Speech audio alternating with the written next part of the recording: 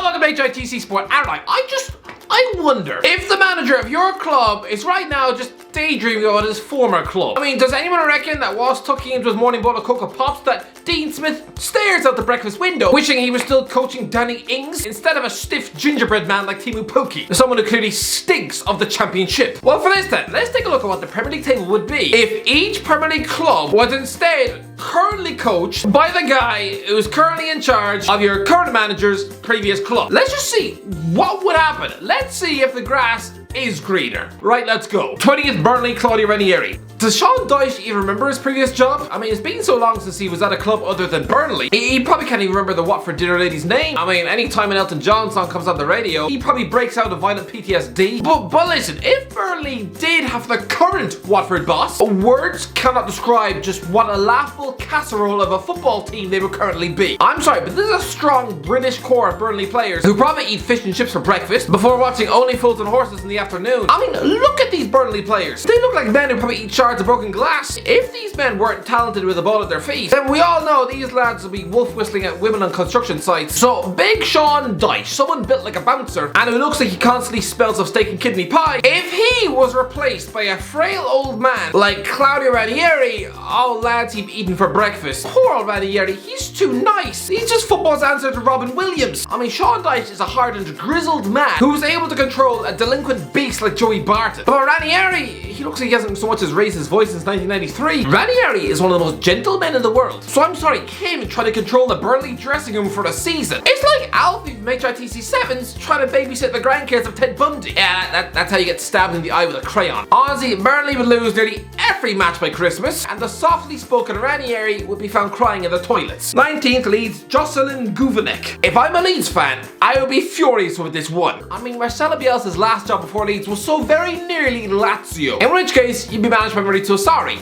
Again, you wouldn't exactly be sneezing blood out your nose. Before that was Marseille, so you'd currently be coached by a tactical genius like Jorge Sampaoli. But instead, Bielsa's last job was just a few games as Lille manager, and they currently have Jocelyn Gourvennec at the wheel. Yeah, he's a 49-year-old coach called Jocelyn. I'm sorry, Jocelyn. Jocelyn sounds like the name of a middle-aged divorced woman who has to beg strangers at the bus stop for a hug. Swapping Bielsa for some custard pie like Gourvennec, someone who 2 years ago was sacked by Guingamp after relegation to League 2, just a year after being sacked by Bordeaux. Seeing this man walk through the door at Ellen Road, the likes of Calvin Phillips and Rafinha would probably look about as motivated as if the club had just unveiled Kevin Spacey. I mean, look at this fella. Listening to a team talk from him would be like listening to any Coldplay song. You'd be so instantly bored, you might actually envy the deaf. I mean, you'd be close to chopping off your ears with a spatula. Honestly, this lead squad under Jocelyn relegated by March. 18th, Everton, Jose Gonzalez. It was so close. If Rafa Benitez hadn't had that weird Chinese fling, then the current Everton coach would be Eddie Howe. And considering he's a boyhood toffee, that actually sounds like a nice fit. But no, Benitez had to stick his principles in a bin, almost cheating on his dignified managerial career to instead run across the world to live in a Chinese village for 7 months. And the current Italian professional boss is Jose Gonzalez, arguably one of the worst managers on the planet. And right now, Everton are struggling with a Spanish Champions League winner at the helm.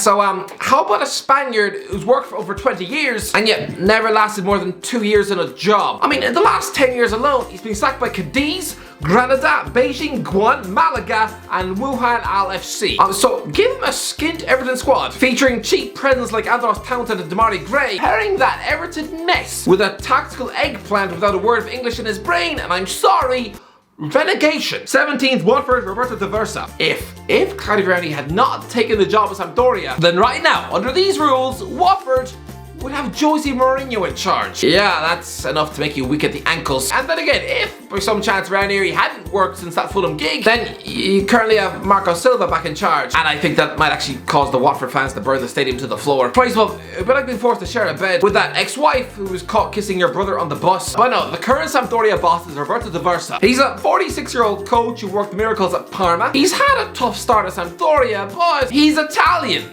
For that alone, he'd get along just fine with the Watford owners. You know, during the job interview, they'd probably share a pizza, just quote a few lines from The Godfather 2. It'd be fine. And I don't know, he'd probably just about scrape this Watford squad over the line. 16th, Norwich, Steven Gerrard. I wonder what Steven Gerrard's team talk to his backroom staff would be if he found out that he was offered the chance to continue his management career at Carrow Road. Hey, listen, this does not slip. We go to Norwich, exactly the same. Go on, let's go! Sorry, I couldn't resist. Listen, I'm not saying that Steven Gerrard is some automatic tactical genius, but some managers just have an aura about them. I mean, right now, after creating Scotland's answer to the Invincibles, and after his bright start at Villa Park, then currently this manager is just riding the crest of a wave. This man, he has momentum in his sails. Just like Frank Lampard in 2019. Right now, Norwich are being coached by Dean Smith. A decent manager, yes, but do you really think that any Norwich players are captivated by someone who looks like he milks cows for a living? I mean, there's no aura about Dean Smith. He's a former Leyton Orient and Port Vale centre-back. I mean, do you really think anyone gathers around the fireplace to listen to his tales about playing the same team as Chris Brunt? He was the 2000s answer to Mike Williamson. But the likes of Billy Gilmore playing under a midfield legend like Steven Gerrard, he would be a midfield monster. Gerrard's aura and buzz would just about keep them up. 15th, West Ham, Lee Johnson. I'm sorry, but how? How was David Moyes' last job before West Ham Sunderland? It makes no sense. It's like finding out that a Venom superstar like Tom Hardy used to clean toilets in Pizza Hut. If that Sunderland fling had never happened, then sure, under these rules, then West Ham could have had Emmanuel Alguacil, Ralph Rangnick, or even Rafa Benitez in charge, at last. But no, instead it's Lee Johnson. You know, the 40-year-old Sunderland boss who looks like he probably plays spin the bottle with himself. I'm convinced he makes love to the mirror more than he does his own wife. Listen, this guy, he did a good job at Bristol City and Barnsley and Oldham Athletic, but West Ham boss? Does anyone reckon that a League One manager would have this squad in the top half? No! Very quickly, the likes of Declan Rice would be made to look like he's got pizza in his boots. Mikel Antonio would quickly resemble a walking plank of wood. Morale would drop around the club. West Ham fans would react to his appointment as if Paul Pot had just turned up trick-or-treating on their doorstep. Honestly, it would be horrific. 14th, Newcastle, Scott Parker. On one hand, Scott Parker at Newcastle actually sort of makes sense, considering he's a former captain of the club. But he's also an overrated cheeseball who stinks of Tim Sherwood cologne, who's in the middle of a Bournemouth meltdown. Christophe, he didn't lose any of his first 15 games, and now he hasn't won in 6 matches. Oh, and let's not forget the fact that this season he oversaw a 6-0 loss to Norwich. And yes, he's already been relegated as a manager twice. Honestly, yes, he's stylish, yes, he looks the part, but I'm sorry, if he wasn't a former England captain who looks like a young Matt Damon, if instead he was some former Swedish left back who played at Hull and had a face resembling a hobbit's foot, then he wouldn't have been given a good championship job like Bournemouth. No, Bournemouth turned down a managerial talent like Patrick Vieira for a guy who clearly spends 7 hours a day combing his hair. The modern day Gary Monk. But still, in this warped league with pudding managers, yeah, he would just about keep this Newcastle squad up. But no, he's not a very good manager. 13th, Brighton, Russell Martin. Right. So who's the current Swansea coach? Oh yeah, Russell Martin. Right. I know this guy was some knuckle-dragging right-back who looked like he used to drown mice in the toilet, but he's actually a pretty stylish, attack-minded manager. I assumed he'd be the modern-day Tony Pulis. Where does a former Wycombe right-back get off trying to play fancy ball-playing stuff? This is like if Phil Bardsley winds up coaching a team trying to follow the manual according to Johan Cruyff. It just doesn't really fit. This is like seeing Vinnie Jones wearing a dress. It's a bit weird. Listen, he's not got much experience, he's only 35 years of age, but he'd be a pretty seamless fit for Brighton. Nothing special, just more of the same. All possession, no bite.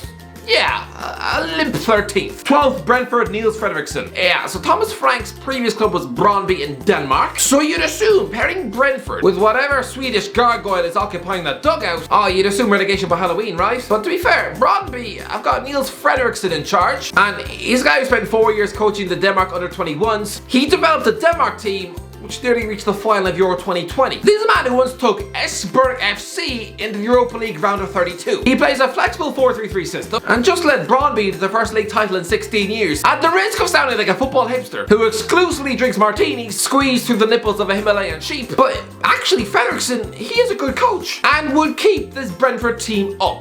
To be fair, I have credited him as being some sort of Scandinavian tactical genius, and yet this is his master plan. Standing on the sideline like a depressed lollipop lady, holding up a whiteboard that says, "Keep attacking."